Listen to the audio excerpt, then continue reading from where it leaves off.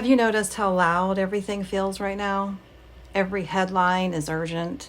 Every video is breaking news. Every thumbnail is warning you about collapse, war, exposure, awakening, the end.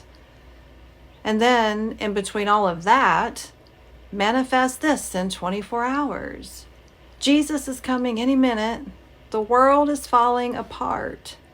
This changes everything. And I realized something recently. The real spiritual warfare isn't happening out there. It's happening over your attention. I scroll sometimes looking for something to watch, and I find nothing. Not because there's no content, but because everything feels emotionally manipulative. Outrage, fear, emergency, doom, instant manifestation promises, political shock cycles, religious urgency. It's the same cycles we saw 10 years ago, just repackaged. And I had to ask myself, why does it all feel so draining now? Because constant urgency keeps your nervous system activated.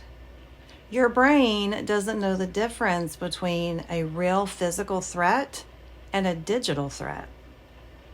If you consume crisis content daily, your body lives in low-grade fight or flight. And when you live there long enough, you lose clarity. You stop building. You start reacting. What attention really is. Attention is creative energy. Where you focus, your internal state follows. If you focus on chaos, your body absorbs chaos. If you focus on fear, your nervous system rehearses fear. And here's the subtle part. Most platforms are built on emotional activation. Fear spreads. Outrage spreads, shock spreads, doom spreads. Calm does not spread as fast. Stability does not go viral. Discernment doesn't scream.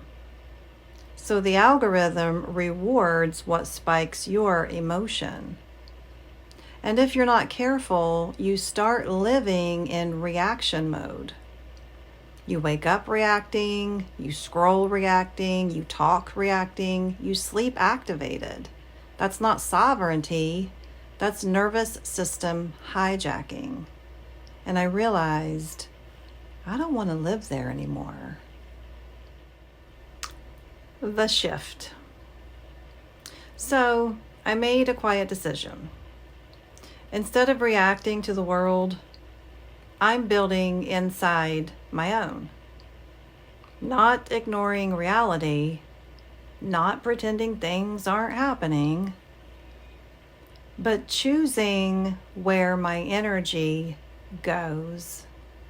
I started focusing on strengthening my marriage, stabilizing my nervous system, building my course, developing discernment, becoming emotionally steady.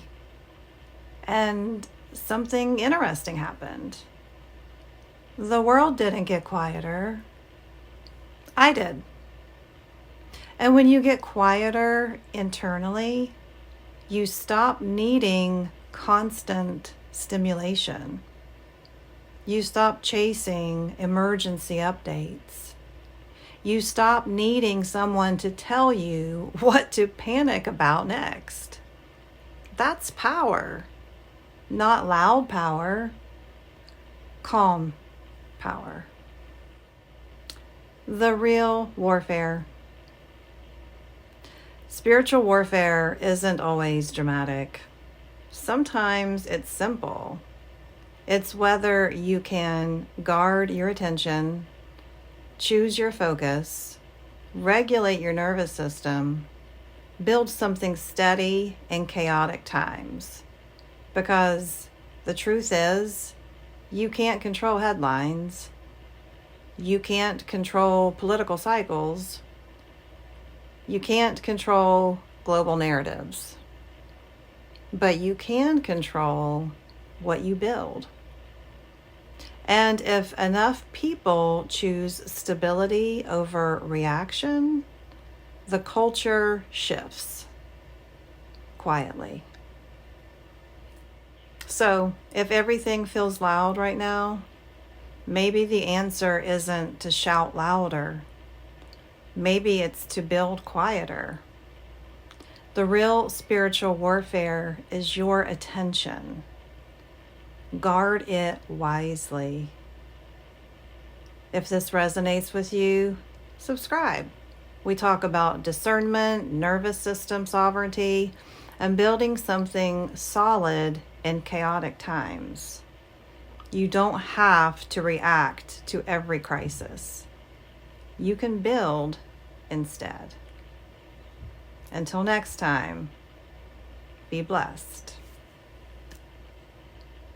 Namaste.